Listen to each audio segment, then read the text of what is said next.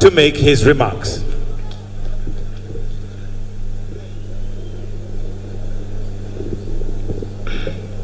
Your Excellency, the President of the Republic of Kenya and Commander-in-Chief of the Kenya Defense Forces, Dr. William Ruto, Your Excellency, the First Lady of the Republic of Kenya, Mama Rachel Ruto, Your Excellency, the President of the Republic of Comoros, Azali Assoumani, Your Excellency, the former President of Niger, Yusuf Mahamadou, the Governor, our host Governor of Embu, the Honorable says Barire, aka Karinda, who is also the chairperson of the ruling party, the United Democratic Alliance,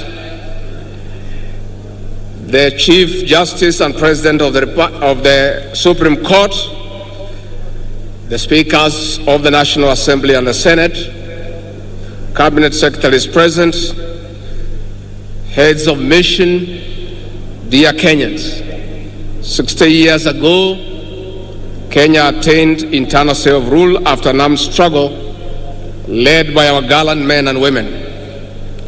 Our great nation has been on a prosperity trajectory despite challenges. Our future is promising, and for this, Your Excellency, we honor our freedom heroes and heroines. On this day, we honor Kenyans whose hard work continues to drive our nation towards a life of dignity. Our resolve to attain this dignity is unwavered. We celebrate this day, Your Excellency, under the theme Empowering Sustainable National Development through Cooperatives and Micro and Small Businesses. It also happens when public reforms, especially in the coffee, tea, and dairy subsectors, are on top gear. The structural reforms aim at restoring the dignity of our farmers in line with the bottom-up economic transformation agenda. It is in this regard, Your Excellency, that we have convened a special summit of all coffee stakeholders in the neighboring county of Meru next week to come up with practical interventions to put money into the pockets of our farmers. There shortly, there will be another conference for tea, followed by macadamia, avocado, miraa, and muguka. Your Excellency, for sustainable reforms in these subsectors, cooperatives are central components in uplifting our small-scale farmers to economic independence and prosperity. To this effect, the cooperative movement must roar back to life by instituting necessary reforms.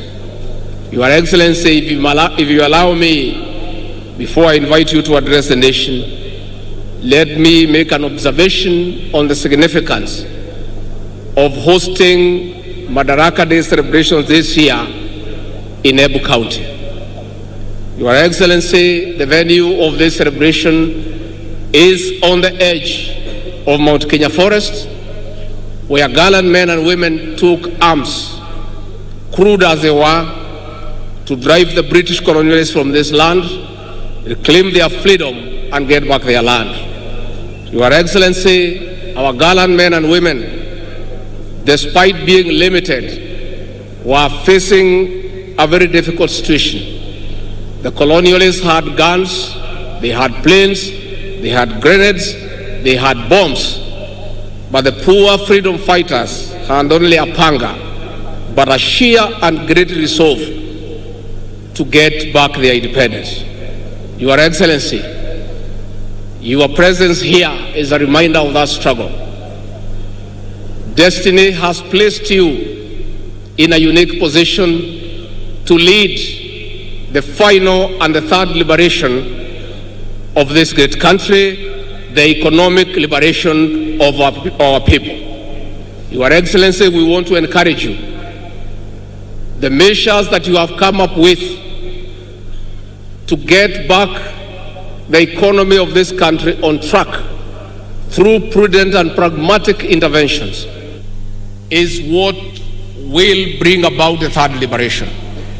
Your Excellency, we want to encourage you that millions of Kenyans desirous of economic prosperity are fully behind you. We want to encourage you that many Kenyans, though quiet, have confidence that the measures you have come up with will improve the welfare of the Kenyan people. We want to urge all Kenyans to allow our president an opportunity to steer this country back to economic prosperity. Your Excellency, we want to urge our leaders to continue being steadfast as they support all the legislative measures that your government has proposed in the National Assembly to allow this country to get away from public debt and fund our own development and recurrent expenditure. For that, Your Excellency, we want to assure you that the majority of Kenyans are behind you. Never mind our detractors.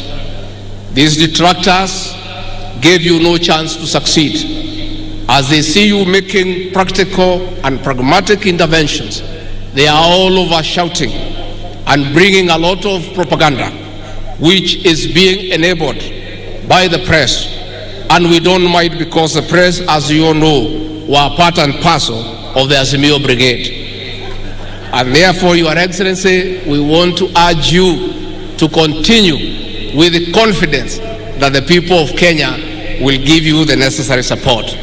It is now my humble pleasure and duty to welcome His Excellency President William Ruto